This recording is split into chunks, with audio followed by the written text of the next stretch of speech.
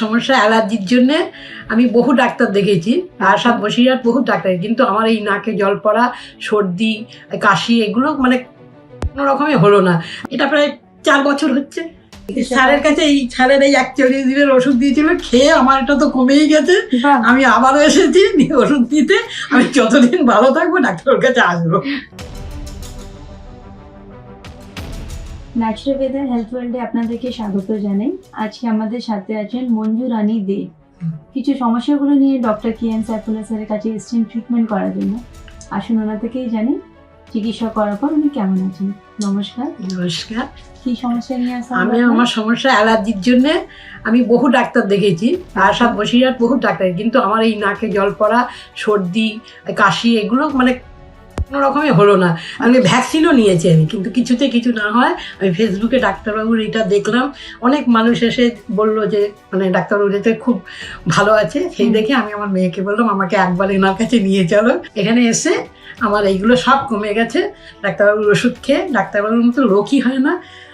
ওনাকে ফেসবুকেও যেমন দেখেছি, ওনার কথাবার্তাও শুনেছি, আর আমি অরিজিনাল দেখেও আমি খুব শান্তি পেলাম মন থেকে, আর আমার রোগের থেকে আমি মুক্তি পেলাম। এই যে রোগটা আপনি বললেন, এটা কতদিন ধরে শুরু হয়েছে আপনার? এটা প্রায় 4 বছর হচ্ছে। অন্যান্য জায়গায় যখন চিকিৎসা করছিলেন তখন ডক্টররা কি পরামর্শ দিলেন? উনি আমাকে বললো ভ্যাকসিন নিতে হবে, আপনার অ্যালার্জি টেস্ট করতে হবে। আচ্ছা, আমি সে অ্যালার্জি টেস্ট করলাম, ভ্যাকসিন নিলাম, কিন্তু কোনো রকমে আমার এসব কমলো না, কিছু হলো না। আচ্ছা, স্যারের কাছে কতদিন হচ্ছে চিকিৎসা? স্যারের কাছে এই 41 দিনের ওষুধ দিয়েছিল, খেয়ে আমার এটা তো কমেই গেছে। বাহ, আমি আবারও এসেছি নিয়ে ওষুধ দিতে। আমি যতদিন ভালো থাকবো ডাক্তারের কাছে আসবো। সবার ব্যবহার আর কি বলবো, মানে জায়গাটার কথা ডাক্তারও তো তুলনাই হয় না। খুব ভালো লাগলো আমার। খুবই ভালো। এর সাথে আর কোনো অসুবিধা ছিল যেটা প্রেসক্রিপশনে দেখছি?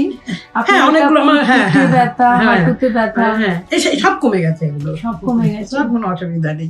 বাহ, সেটা তো আপনার হাসি মুখটা দেখে আমি পুরোটা বুঝতে পারছি যে আপনি কত হাসি খুশি আছেন। খুব ভালো লাগলো। আমরা ঠাকুরের কাছে এটাই প্রার্থনা করব যাতে আপনি সারা জীবন এরকমই হাসি খুশি থাকুন।